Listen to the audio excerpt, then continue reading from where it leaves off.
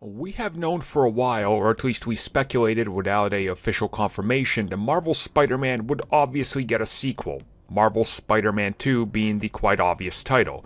It's been confirmed, we're all excited. Then of course we got the bombshell of, well, we're also working on a Wolverine video game, which came as sort of a surprise, but some people did dig through old reports and rumors from insiders and game journalists that suggested that Insomniac was in fact working on another Marvel game, they just didn't have any idea of what it was. And buried within these rumors was also the report that the God of War developers were also working on a Marvel game that is going to release after God of War 2. So let's talk about the speculation and everything we know and everything that's rumored. When it comes to Sony first-party exclusives, when somebody mentions that, your mind goes to three potential companies. Either Sony Santa Monica, Insomniac Games, or Naughty Dog. And speaking of Sony's first-party companies, one of their biggest and most successful recent soft reboots, if you will, is the recent God of War. And they did say that the upcoming sequel would be the end of the Norse mythology. But after they said that at the recent PlayStation showcase, they highlighted the fact that they are already working on an unannounced video game, and they also teased a reveal sometime later, because obviously they want to focus on God of War.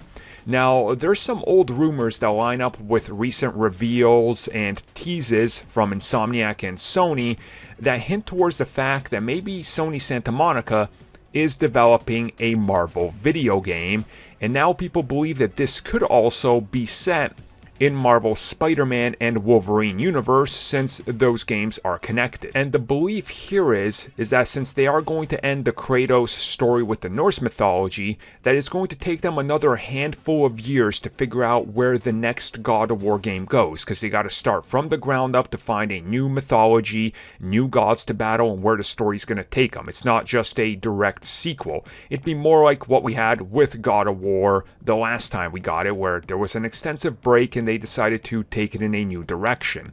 So in the meantime, they're looking to put out another big AAA heavy hitter, which is rumored to be the Marvel game. Now, there's not too much in regards to any confirmation or anything, other than when people from Sony Santa Monica have been asked, would you guys like to do anything? They've hinted at wanting to play in the Marvel playground. Neil Druckmann from Naughty Dog even hinted at that as well, talking about how he would love to do a video game set in that world. So, I think if Sony was smart, they would do what they're doing with Wolverine and Spider-Man. Double and triple down on more Marvel. Lock it in as exclusives.